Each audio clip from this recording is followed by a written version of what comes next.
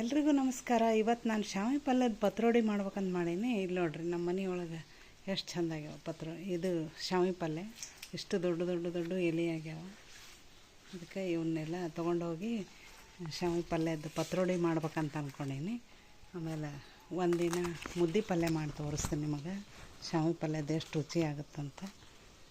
ಅದಕ್ಕೆ ಇವತ್ತು ಪತ್ರೊಡೆ ಮಾಡಮ್. 2 ಥರ ಮಾಡಮ್ ಪತ್ರೊಡೆ. ಹೆಂಗಂತಂದ್ರೆ ಒಂದು ಕುದಿಸಿದ್ದು ಉಗಾದ ಮೇಲೆ, ಒಂದು ಏನದ ಎಣ್ಣೆ ಒಳಗೆ ಕರೆದಿದ್ದು. ಅಂದ್ರೆ ನಿಮಗೆ ಆಯಿಲ್ ಬೇಡಪ್ಪ ಅಂತಂದ್ರೆ ನೀವು ಹಿಂಗೆ ಕುದಿಸ್ಕೊಂಡು ತಿನ್ಬೋದು. ಉಗಾದ ಮೇಲೆ ಕುದಿಸಿದ್ದು ತಿಂದು ಅದಕ್ಕೆ ಒಗ್ಗರಣೆ ಹಾಕಿ ಚೆಂದ ಆಗ್ತದೆ.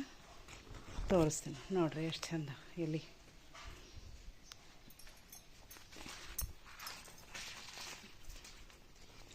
ನೋಡಿರಿ ಎಲೆ ಎಷ್ಟು ಚೆಂದವ ನೋಡಿರಿ.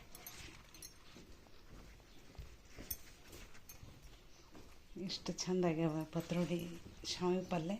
ಇದನ್ನು ನಾವು ಪತ್ರೊಡೆ ಮಾಡ್ಬೋದು ಇವಾಗ.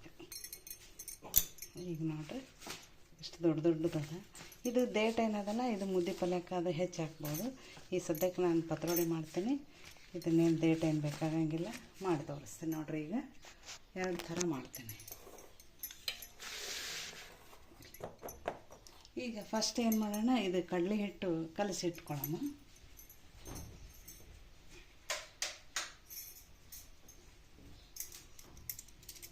ಇದಕ್ಕೆ ಒಂದು ಸ್ವಲ್ಪ ಉಪ್ಪು ಹಾಕ್ತೀನಿ ನೋಡಿರಿ, ರುಚಿಗೆ ತಕ್ಕಷ್ಟು ಉಪ್ಪು. ಇದು ಸ್ವಲ್ಪ ಹಿಟ್ಟು ಗಟ್ಟಿ ಕಲಿಸ್ಬೇಕು, ಇದಕ್ಕೆಲ್ಲ ಹಚ್ಬೇಕಲ್ಲ ಉಪ್ಪು.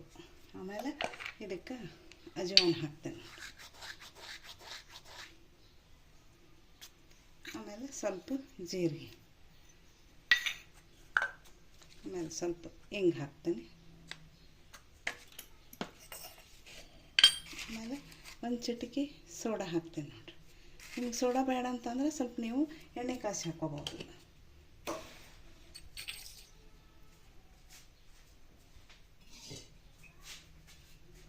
ಈಗ ಇದನ್ನು ಕಲಿಸ್ಬಿಡ್ತೀನಿ ನೋಡಿರಿ.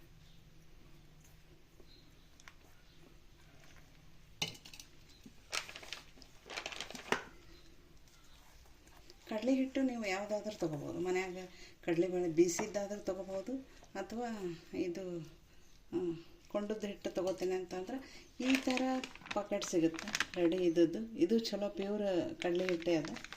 ಈ ಥರ ಇದನ್ನು ತೊಗೋಬೋದು. ಬೇಸನ್ ಹಿಟ್ಟು ನೀವು ಕಡಲೆಬೇಳೆನೇ ಮನ್ಯಾಗ ಬೇಯಿಸ್ತೀನಿ ಅಂದರೆ ಹಾಗೂ ತೊಗೋಬೋದು.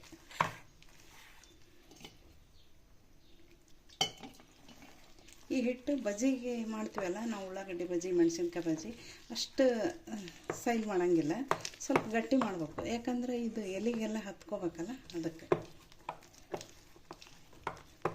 ನೀವು ಒಂದ್ಸಲ ಮಾಡಿ ನೋಡ್ರಿ. ನಾವು ಮನೆಗೆ ಹಾಕಿನಿ ಇದನ್ನು ಪಾಟ್ನಾಗ, ಚೆಂದ ಆಗ್ಯದ. ಇದ್ರದ್ದು ಮುದ್ದೆ ಪಲ್ಯ ಭಾಳ ಚೆಂದ ಆಗ್ತದೆ. ಹುಣಸೆಹಣ್ಣು, ಬೆಲ್ಲ ಎಲ್ಲ ಹಾಕಿಬಿಟ್ಟು ಮಾಡ್ಬೋದು.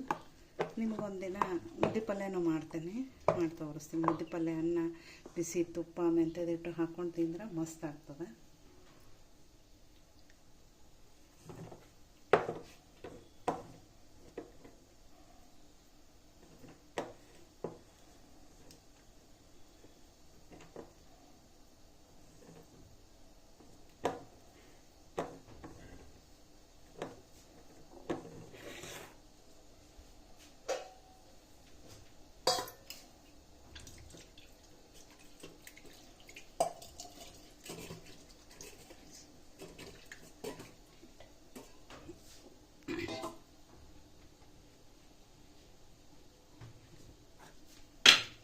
ಈಗ ಇದನ್ನು ಒಂಚೂರು ಇವು ಎಲೆಯೆಲ್ಲ ವಾಶ್ ಮಾಡ್ಕೊಂಡ್ಬಿಡ್ತೇನೆ ನೋಡ್ರಿ. ಅವನ್ನ ಈ ದೇಟ್ ತೆಗೆದು ಬಿಡೋ. ನೀವು ದೇಟಿಂದ ಏನು ಅವಶ್ಯಕತೆ ಇಲ್ಲ.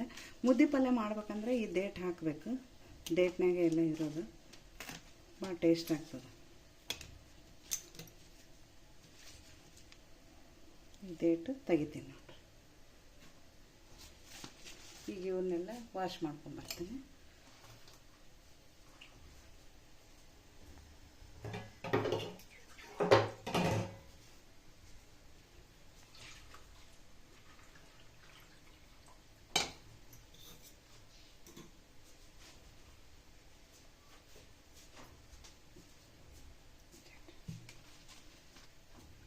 ಸ್ವಚ್ಛ ವಾಶ್ ಮಾಡಿ ಒರೆಸ್ಬಿಡ್ತೀನಿ ನೋಡಿರಿ. ಈ ಮನೆಗೆ ಹಾಕಿದ್ದದಲ್ಲ, ಇದಕ್ಕೇನು ಔಷಧ ಅದು ಏನೂ ಹೊಡೆದಿರಂಗಿಲ್ಲ. ಸುಮ್ಮನೆ ದೋಸೆ ಅದು ಕೂತಿರ್ತದೆ ಧೂಳು ಅದು ಅಂತೇಳಿ ನಾವು ಒರೆಸ್ತೇನೆ ಅಷ್ಟೇ. ಈಗ ನೋಡಿರಿ 2 ಭಾಗ ಮಾಡ್ತೇನೆ. ಇದನ್ನು ಈ ಥರ ಕಟ್ ಮಾಡ್ತೇನೆ.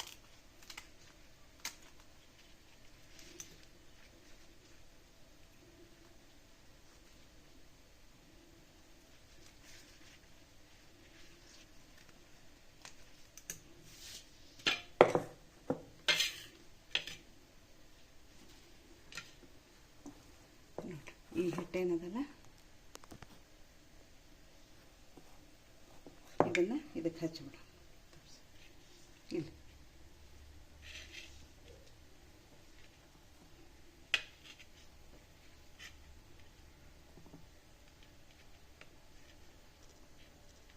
ಶಾವಿಗೆ ಪಲ್ಯ ಭಾಳ ಒಳ್ಳೇದಂತ ಹೇಳ್ತಾರೆ ಎಲ್ಲ ಆರೋಗ್ಯಕ್ಕೆ. ತಿನ್ಬೇಕಂತ ಇದನ್ನು. ಅದಕ್ಕೆ ನೀವು ಸಿಕ್ಕರೆ ಬಿಡಬೇಡ್ರಿ, ಇದನ್ನು ಮಾಡಿ ನೋಡಿರಿ.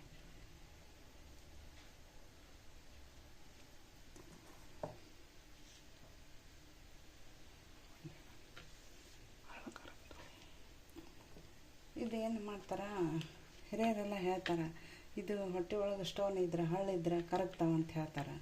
ಇದನ್ನು ತಿನ್ಬೇಕಂತ ವರ್ಷಕ್ಕೊಂದು ಸಲ ಅಂತ. ನಾನು ಓದಿದ್ದು ಆರ್ಟಿಕಲ್ಲು ಓದೀನಿ, ಕೆಲವರು ಹೇಳಿದ್ದೆಲ್ಲ ಕೇಳೀನಿ. ನಮ್ಮ ತಾಯಿ ಅದೆಲ್ಲ ಹೇಳ್ತಿದ್ರು, ಹಿಂಗೆ ಇದು ತಿನ್ನಬೇಕು ಆರೋಗ್ಯಕ್ಕೆ ಒಳ್ಳೆಯದು, ಸ್ಟೋನ್ ಕರಗ್ತಾವಂತೇಳಿ. ಅದಕ್ಕೆ ನಾನು ನಿಮ್ಗೆ ಹೇಳಿಕತ್ತೇನೆ ಅಷ್ಟೆ. ಈಗ ಇದನ್ನು ನೋಡ್ರಿ ಹಿಂಗೆ ಸುಳ್ಳಿ ಸುತ್ತಿ ಬಿಡೋದು.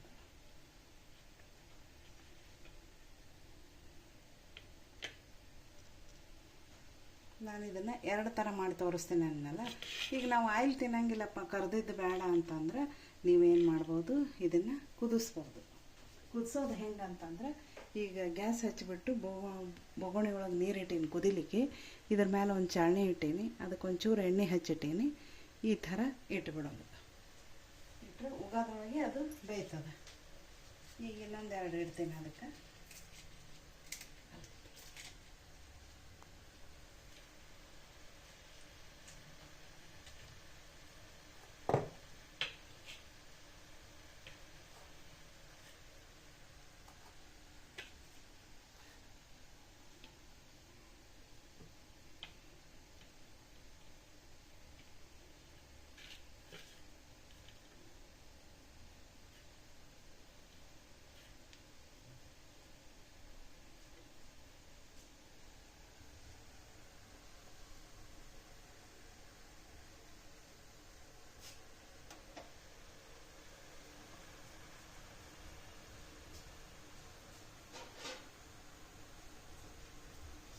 ಈಗ ಇದ್ರ ಮೇಲೆ ಮುಚ್ಚಿಬಿಡ.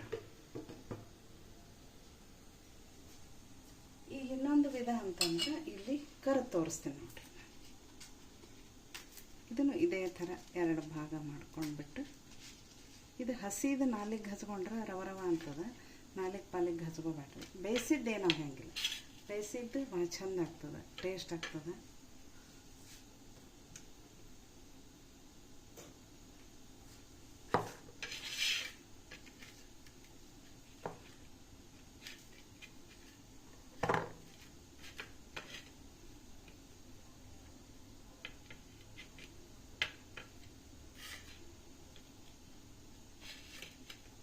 ನೋಡಿರಿ, ಇಲ್ಲಿ ಆಲ್ರೆಡಿ ಬುಟ್ಟಿ ಇಟ್ಟು ಎಣ್ಣೆ ಕಾಯ್ಲಿಕ್ಕೆ ಇಟ್ಟೀನಿ. ಇದು ಎಣ್ಣೆ ಕಾಯ್ದಾಗ ಹಾಕ್ತೀನಿ.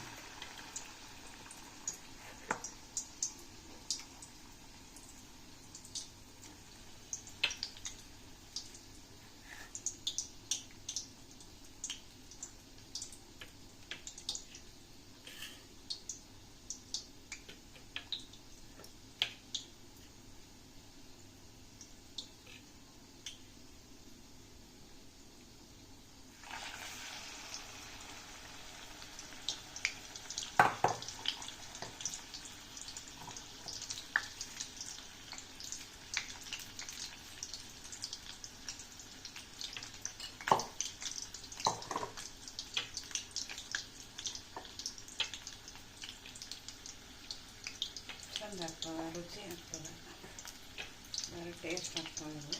ಒಂದು ಸಲ ನೀವು ಮಾಡಿ ನೋಡಿರಿ. ಅದು ಕುದಿಸಿದ್ದಕ್ಕೆ ಏನದಲ್ಲ, ಆಮೇಲೆ ಸ್ವಲ್ಪ ಒಗ್ಗರಣೆ ಹಾಕಿಬಿಡೋದು.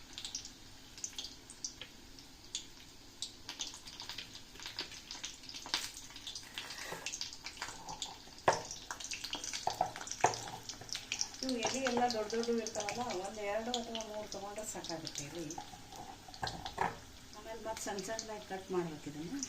ಇಷ್ಟು ಹಿಂಗೆ ತಿನ್ನುವಂಗಿಲ್ಲ, ಅಂದರೆ ಚಲೋ ಆಗ್ತದೆ.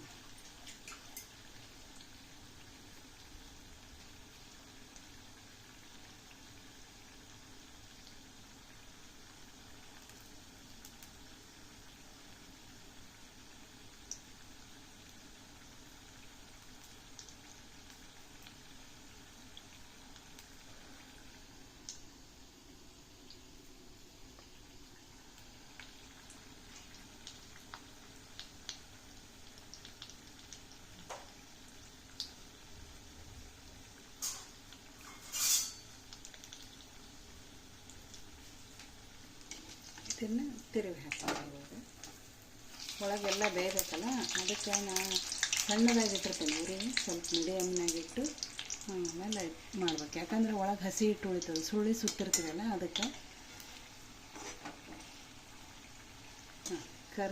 ಕರ್ದಿಂದ ಎಷ್ಟು ಚಂದ ಹೌರ್ಗಾಗ್ತದೆ. ಮೊದಲು ಹಸಿ ಇಟ್ಟಿರ್ತದೆ, ಒಜ್ಜಿರ್ತದಲ್ಲ, ಇವಾಗ ಹಿಂಗೆ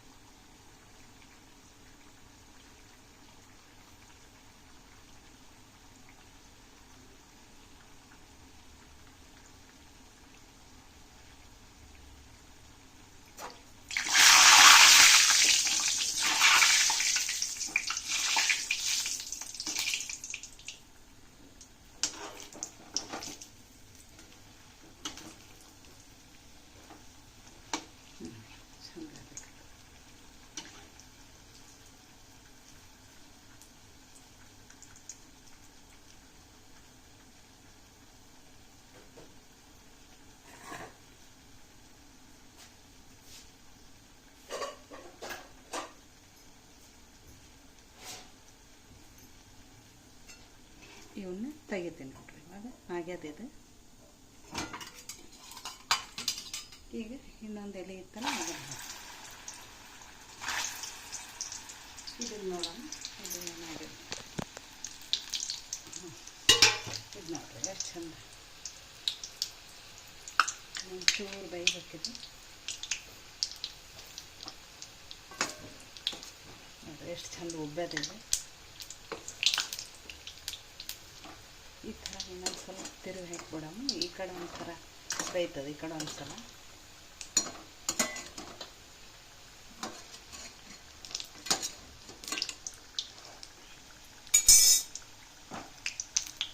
ಇನ್ನೊಂದು 5 ನಿಮಿಷ ಮುಚ್ಚಿಟ್ಟು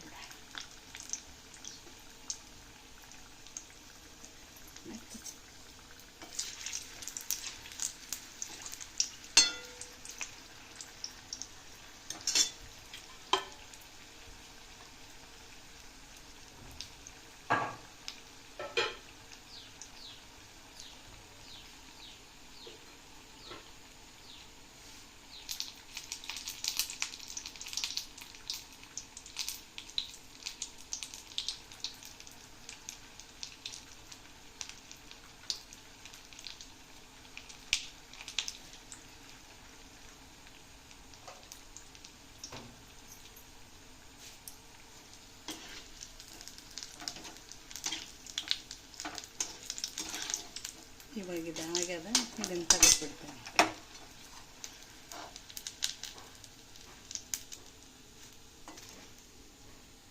ಎಷ್ಟು ಚಂದ ಆಗ್ತಿದೆ.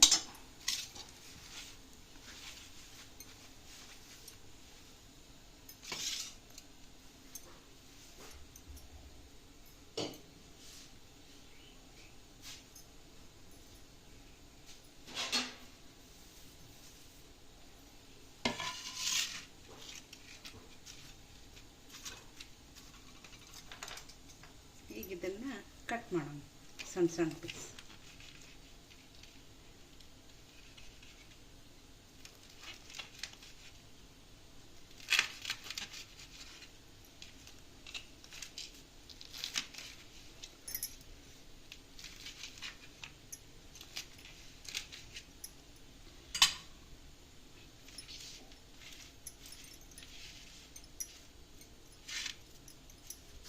ಈಗ ಇವನ್ನ ತೆಗೆಯೋಣ.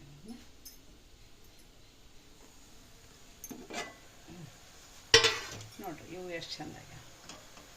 ಈಗಿದು ಗ್ಯಾಸ್ ಆರಿಸ್ಬಿಡ್ತೀನಿ.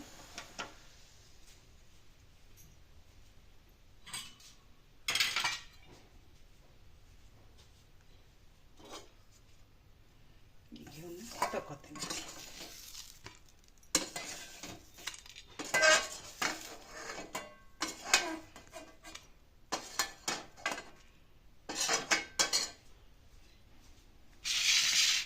ನೋಡಿರಿ ಇದಕ್ಕೆ ಎಷ್ಟು ವ್ಯತ್ಯಾಸ. ಅದು ಆಯಿಲ್ ಹಾಕಿದ್ದು, ಇದು ಆಯಿಲ್ ಇಲ್ದ ಮಾಡಿದ್ದು. ಇದು ಆರೋಗ್ಯಕ್ಕೆ ಭಾಳ ಒಳ್ಳೆಯದು. ಇದು ಯಾಕಂದ್ರೆ ನಾವು ಆಯಿಲ್ ತಿನ್ನಂಗಿಲ್ಲ ಅನ್ನೋರು ಈ ಥರ ಮಾಡ್ಕೋಬೋದು. ಇದನ್ನು ಕೂಡ ಕಟ್ ಮಾಡ್ಕೋಬೇಕು, ಅಂದರೆ ಚೆಂದ ಆಗ್ತದೆ ತಿನ್ನಲಿಕ್ಕೆ.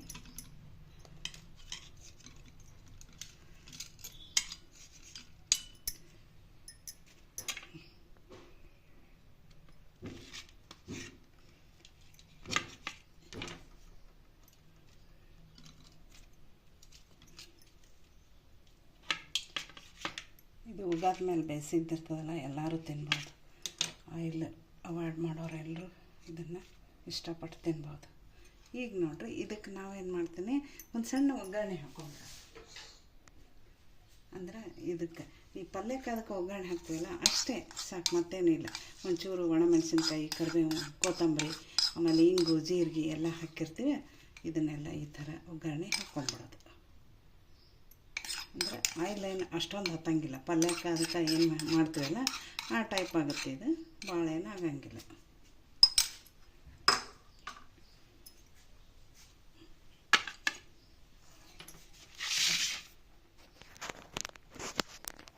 ಈಗ ನೋಡ್ರಿ ಈಗ ಹೆಂಗಾದು ನೋಡ್ರಿ. ಇದು ಬೇಯಿಸಿದ್ದು ಪತ್ರೊಡೆ, ಇದು ಕರಿದಿದ್ದು ಪತ್ರೊಡೆ. ವ್ಯತ್ಯಾಸ ನೋಡ್ರಿ ಹೆಂಗದ. ಎರಡೂ ಆರೋಗ್ಯಕ್ಕೆ ಒಳ್ಳೇದು. ಇದು ಶಾವಿಗೆ ಪಲ್ಯ ಎಲ್ಲರೂ ತಿನ್ಬೋದು. ಹೊಟ್ಟೆಗಿನ ಹಳ್ಳ ಕರಗ್ತಾವಂತ ಹೇಳ್ತಾರೆ. ಅದಕ್ಕೇನದ ನೋಡ್ರಿ, ನೀವು ಒಂದು ಸಲ ಮಾಡಿ ನೋಡಿರಿ. ಇದನ್ನು ಎಷ್ಟು ಚಂದ ಬಂದದ. ಈಗ ಮಸ್ತಾಗ್ಯದ. ಒಂದು ತಿಂದು ತೋರಿಸ್ತೀನಿ ನೋಡ್ರಿ ಎಷ್ಟು ಚಂದಾಗ್ಯದ ನೋಡ್ರಿ. ಇದು ಕರೆದಿದ್ದು ನೋಡ್ರಿ, ತಿಂದು ನೋಡ್ರಿ.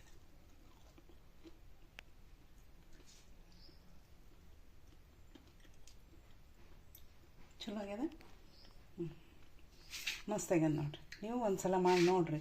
ಶಾವಿಗೆ ಪಲ್ಯ ಸಿಕ್ಕರೆ ಬಿಡಬೇಡ್ರಿ, ಒಂದು ಸಲ ಮಾಡಿ ನೋಡಿರಿ. ಈ ಮೊದಲನೇ ಸಲ ನಮ್ಮ ವಿಡಿಯೋ ನೋಡ್ತಿದ್ರೆ, ಯಾರಾದರೂ ಹೊಸಬ್ರು ನೋಡ್ತಿದ್ರೆ ಲೈಕ್ ಮಾಡಿರಿ, ಶೇರ್ ಮಾಡಿರಿ, ಸಬ್ಸ್ಕ್ರೈಬ್ ಮಾಡಿರಿ. ಹೀಗೆ ನಮ್ಮ ವಿಡಿಯೋ ನಿಮ್ಗೆ ಇಷ್ಟ ಆದರೆ ನೋಡೋದು ಮಾತ್ರ ಬಿಡಬೇಡ್ರಿ. ಮತ್ತೆ ಸಿಗೋಣ ಮುಂದಿನ ವಿಡಿಯೋದಾಗ. ನಮಸ್ಕಾರ ರೀ.